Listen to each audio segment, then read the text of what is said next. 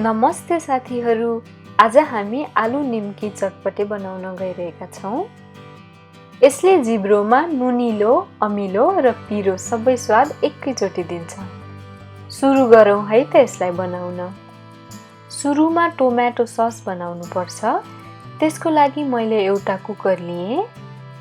त्यसमा राखिदिए काटेको गोलभेडा, बेसन, रातो खोर्सानीको धुलो, बिरे नुन, ओरेन्ज फूड कलर जुन अप्सनल हो, कागतीको रस र 1 कप पानी। अब 1 देखि 2 सिट्टी लगाइदिउँ र 15 मिनेट सेलाउनको लागि छोडिदिउँ। सेलाइसकेपछि यसमा राखिदिए थोरै नुन र चिनी जुन अप्सनल हो। अब यसलाई राम्रोसँग मिसाउँ। अब ससलाई एउटा मिक्सरमा राखौं र मसिनो बनाएर पिसिदिउँ।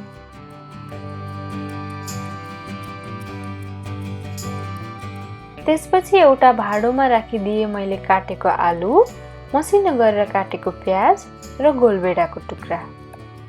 त्यसैगरी रातो खोर्सानीको धुलो, काटेको हरियो खोर्सानी, कागतीको रस, स्वाद अनुसार नुन, थोरै बिरे नुन र थोरै चाट मसला पनि राखिदेऊ।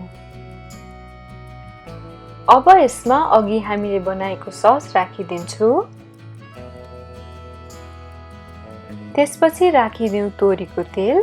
यसको बास्ना एकदमै मिठो आउँछ र अन्तिममा धनिया पत्ता राखेर यो सबैलाई मिसाइदिऊ।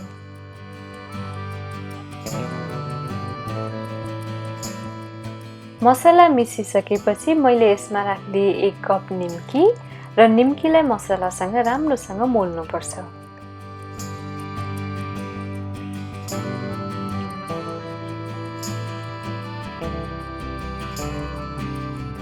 अन्तिममा माथिबाट भुटेको बदाम र गार्निसिङको लागि धनिया पनि राखिदिऊ। Thank you for watching our video.